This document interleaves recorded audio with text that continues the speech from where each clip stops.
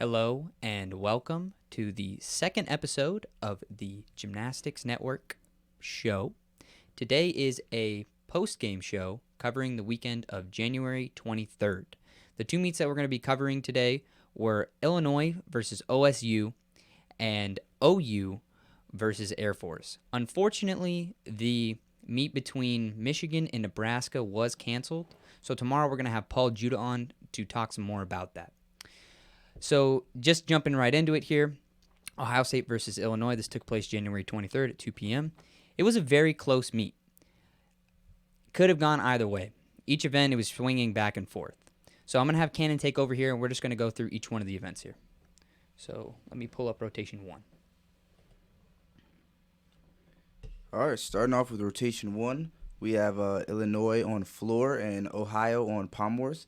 Illinois had a total of 67.65, which isn't necessarily a bad score, isn't necessarily a good score, definitely a score that they can improve on. Connor McCool from Illinois, 14.25.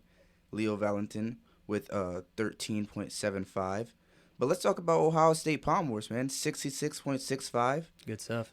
Yep, definitely some good stuff. Trevor Cummings looking great. 13.8 with an 8.5 execution score. 8.5 execution, always a good thing on pommel horse. And we have Luke Smigliani with a 13.65 with an 8.4 execution score. So great stuff that Ohio State's doing on pommel horse. Illinois ended up leading that rotation by 1 point going into rotation 2. At rotation 2, we have pommel horse for Illinois and floor for Ohio State. Illinois ended up putting up a 66.35, and they had some great routines. Ian Skirky put up a 14.45 with an execution score of 8.4. Ian does start from a 16.0, so it's really exciting to watch his routines. Hamish Carter ended up putting a 13.75 with an execution score of 8.35. Moving on to floor, OSU scored a great 68.75. Justin Chow did an amazing job putting up a 14.4, and Jesse Tyndall did a great job putting up a 14.15. After the rotation was over, the total for Illinois was 134, while Ohio State had 135.4. So they were in head. OSU was ahead by 1.4 going into rotation 3. Just kicking off rotation 3, Illinois on the still rings, one of their better events. Danny Graham, 13.75 with a 15.4 start. Huge. Yeah, great job. 8.3 execution, he could probably be pushing the boundaries a little bit more on the execution score. I expect to see that in the upcoming meets. Jordan Kobeck, 13.75 with the 5.0 start. Not the highest start, but definitely a very good start. Really clean, very clean routine. Very clean, 8.65 execution. Next up, Ohio State on vault. They got a 70.35.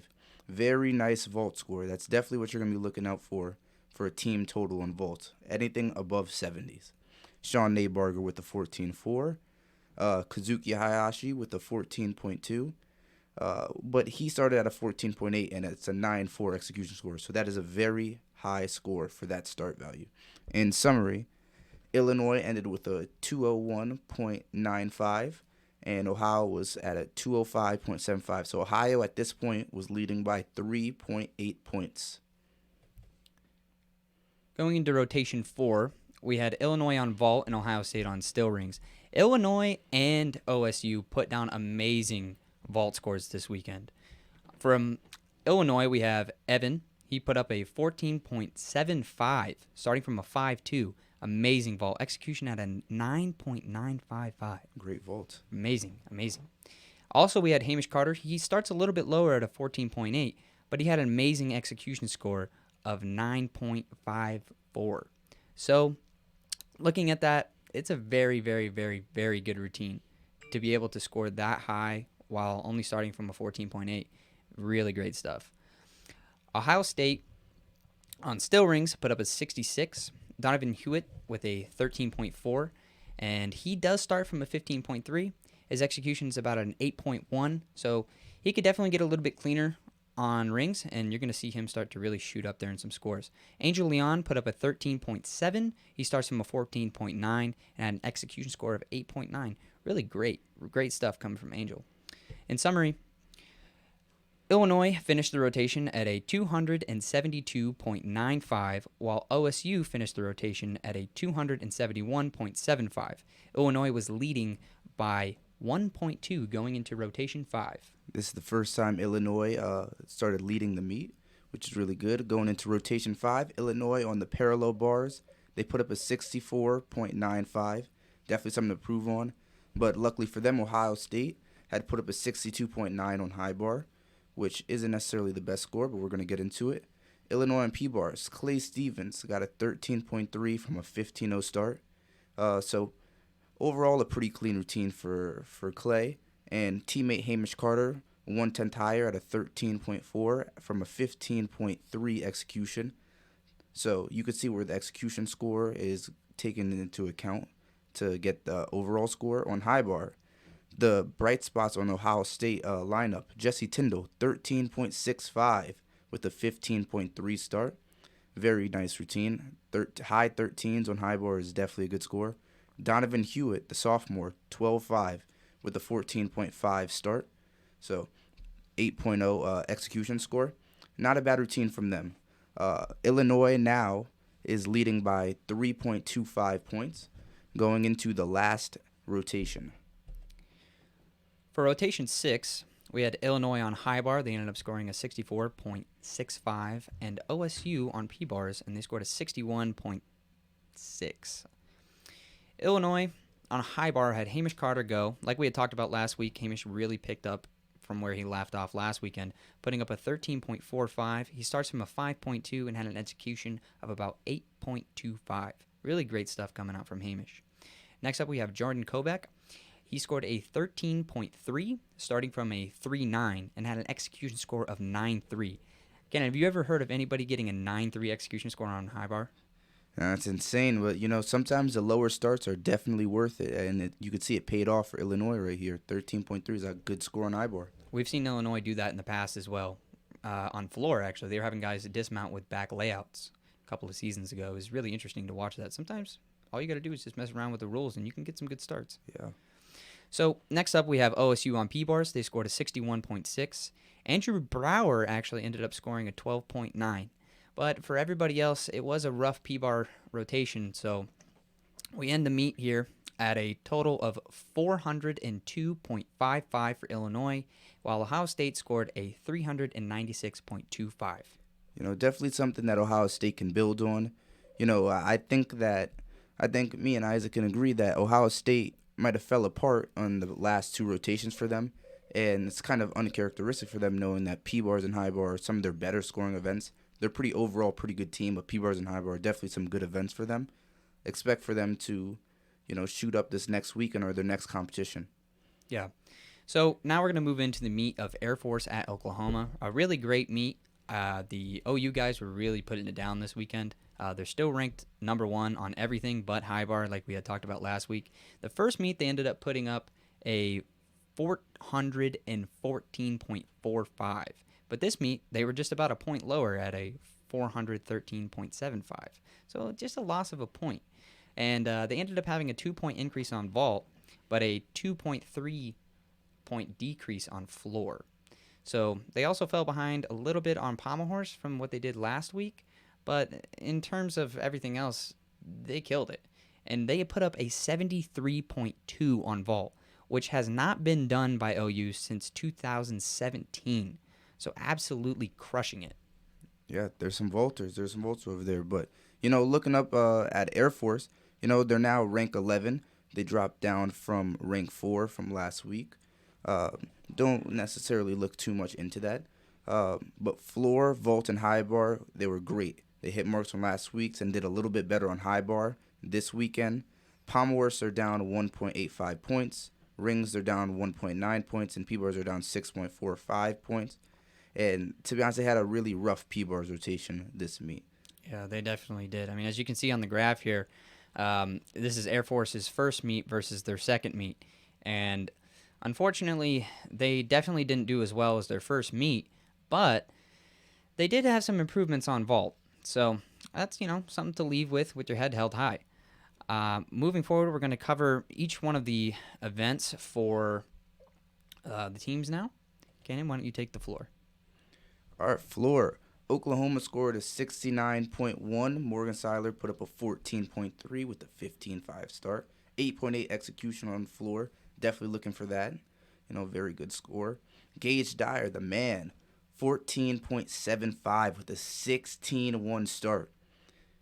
That's just great gymnastics right there. That is a great, great floor worker. But hey, don't count out Air Force. Air Force put up a 61.25. Frankie Valentin, 12.9 with a 15-3 start, so a 7.6 execution. Probably looking to bring that up a little bit. Definitely a very promising routine. Garrett Brenton, 14.8 start and an 8.0 execution, so that puts him at a 12.8 on the weekend. Definitely something that he can improve on as well. Garrett's a very good gymnast, very clean gymnast. So look for him to be pushing those 13s and maybe even a low 14 this season. Yeah, he can definitely get up there. So for Pommel Horse, OU scored a 66.75 and had a total running score at this point of 135. Vitali on the Pommel Horse put up a great 13.6. He only starts at a 14.9, but he had a great execution score of 8.8. We had David. He scored a 13.1. He starts from a 5.0. And his execution score was an 8, which is, on Pommel Horse, putting up an 8 execution score is always, always great. And then we had Braden Collier, who we had talked about in the pregame show. He ended up scoring a 13.2. He started as a 15.4, and he had an execution score of 7.7. Now for Air Force ended up scoring a 61.9, and the running total at this point was a 123.15. So they're a little bit of a ways behind OU at this point, but like we had talked about last week, they're not going in there trying to beat OU. They're trying to beat themselves.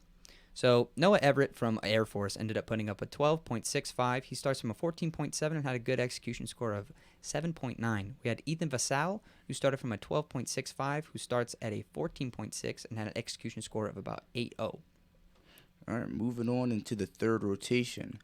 We have the Steel Rings. Oklahoma put up a 68.5, putting their running total at 204.35.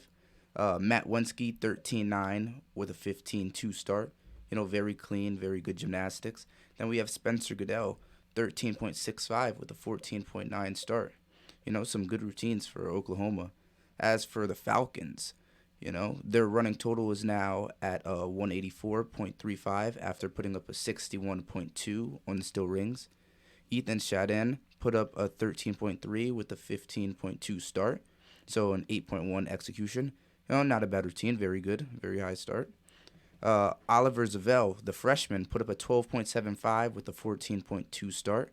Oliver Zavel isn't known as a very good rings gymnast, or not the best, let me say, but putting up a 12.75 is very good for his team. So Especially as well. What's great about his routine was that he only starts from a 14.2, which is not very high, but he had a great execution score. And sometimes, like we had said, that's all it takes. Sometimes all you need is a good execution score. Moving on to the next rotation, we have vault. OU scored a 73.2, which I have never seen before. That is absolutely crazy. Almost everyone on their team averaged about a 4.3 on 14.3 on vault, which I have never seen before. We have Matt Wensky all the way up at a 14.7. He does a 5.2 vault. All of these guys do 5.2 vaults. And he had an execution score of 9.5, which is just unheard of. Then you have Spencer Goodell. He put up a 14.8.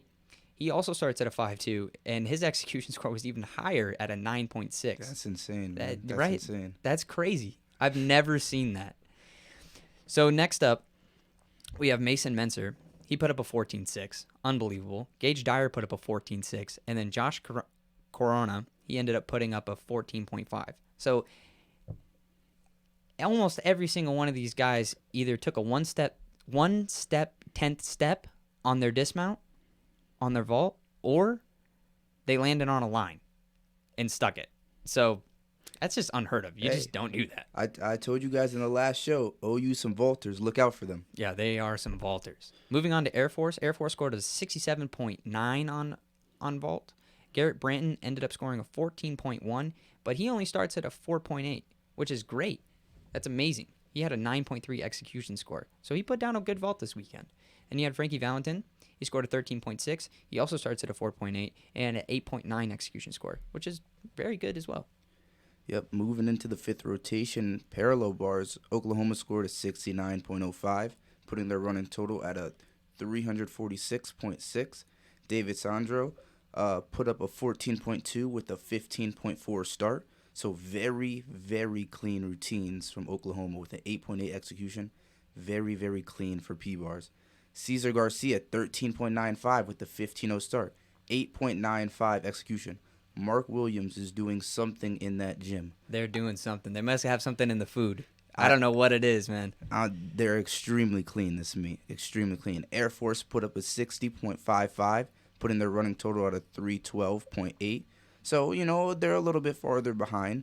But like we said, Air Force are just trying to improve on themselves. They're not necessarily going out there trying to beat Oklahoma. Sorry. Ethan Chadin with the 13.5 with the 15.6 start. Great start on P-bars. 7.8 execution, so he could definitely push in the envelope there a little bit more. Ethan Chevelle, 12.45 with the 15.1 start. That puts his execution score at a 7.35. So definitely something to work on there for this week coming up. We had mentioned Allen in the pregame show. Allen does a really unconventional P-bars routine, but it's very exciting to watch. He does a lot of around the bar, underneath kipping skills, which you just don't see most people do. Most people are swinging above the bar doing stutzes or peaches. So watching him be able to do that is really, really, really exciting. Moving on to the final rotation, we had high bar. OU scored a 67.15, and they ended the meet at a 413.75.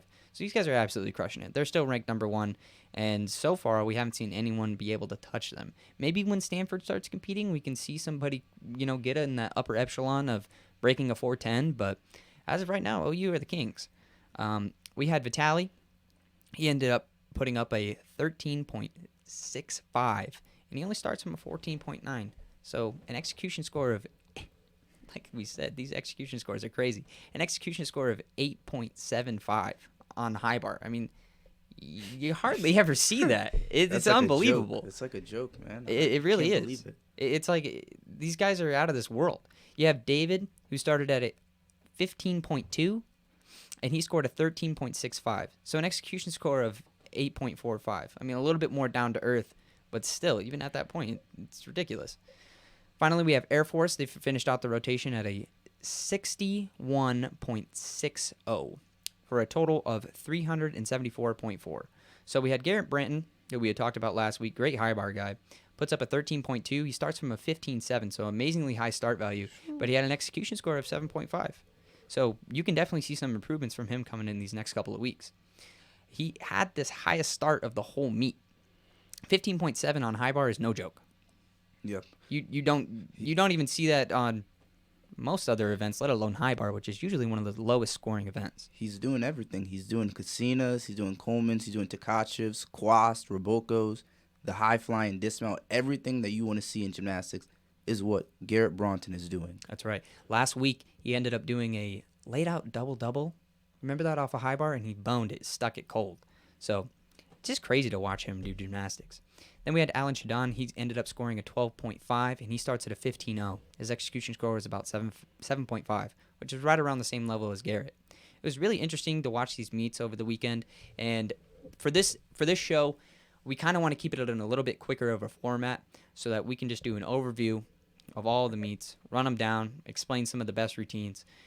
We will have clips on this show in the upcoming weeks. The problem that we ran into this week were all of these meets were on the BTN or some type of cable network, so we didn't have as easy of access to all of the clips. But in the following weeks, we'll make sure that we have clips on this part of the show. Okay. But let us know what you thought.